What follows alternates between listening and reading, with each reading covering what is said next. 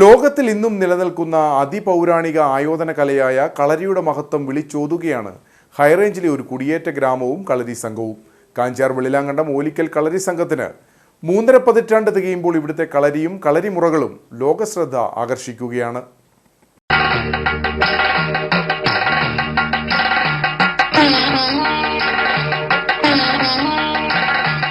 കളരിയുടെ ഉത്ഭവ കാലഘട്ടത്തെക്കുറിച്ച് ഇന്നും ഔദ്യോഗിക രേഖകൾ ഒന്നുമില്ലാതെ തുടരുകയാണ്. 11ാം നൂറ്റാണ്ടിലോ 12ാം നൂറ്റാണ്ടിലോ ആണ് കളരി ഉടലെടുത്തതെന്ന് കരുതപ്പെടുന്നു.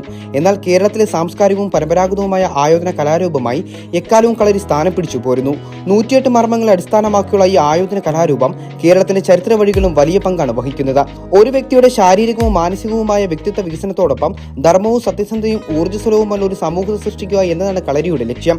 വടക്കൻ, തെക്കൻ, തുളുനാടൻ എന്നിങ്ങനെ 3 തരം കളരി രീതികളാണ് പ്രധാനമായും പ്രചാരത്തിലുള്ളത്. മെയ്പയറ്റ്, കോൽപ്പയറ്റ്, ആയുധപ്പയറ്റ്, വെറുംകൈ പ്രയോഗം എന്നിങ്ങനെ 4 ഘട്ടങ്ങളാണ് കളരിക്കുള്ളത്. മെയ്ത്താരി, കോൽത്താരി, അങ്കത്താരി, വെറുംകൈ എന്നിങ്ങനെയാണ് ഈ ഘട്ടങ്ങൾക്ക് കളരിയിൽ പറയുന്നത്. ഒപ്പം മർമ്മവിദ്യകൾ, ഉഴിച്ചിൽ ഉൾപ്പെടെ ചില ചികിത്സാ രീതികളും കളരി പഠനത്തിന്റെ അവസാന ഘട്ടത്തിൽ ഉൾപ്പെട്ടിരിക്കുന്നു. എല്ലാ ആയോധന കലകളുടെ മാതാവ് എന്നറിയപ്പെടുന്ന കളരി ഇന്ന് ലോകം മുഴുവൻ ശ്രദ്ധയാകർഷിക്കുന്നു. അത്തരത്തിൽ ഹൈറേഞ്ചിലെ കുടിയേറ്റ ഗ്രാമമായ വെള്ളിലാങ്കണ്ടത്തെ ലോക ശ്രദ്ധയിലേക്ക് എത്തിക്കുകയാണ് ഓലിക്കൽ കളരി സംഘം.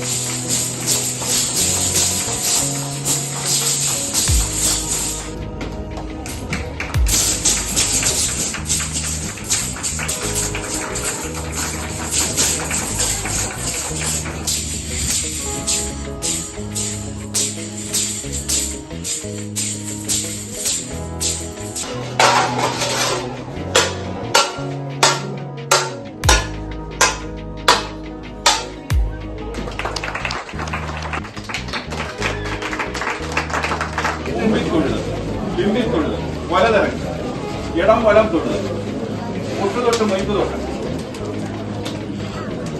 തൊടുന്നു പറഞ്ഞു, വലതുകൊണ്ട് അടിച്ച് തിരിച്ചു കുത്തി, ഇടതെടുത്ത് നോക്കി, മുട്ടൂന്നി തൊടുക, തൊടുന്നു പറഞ്ഞു.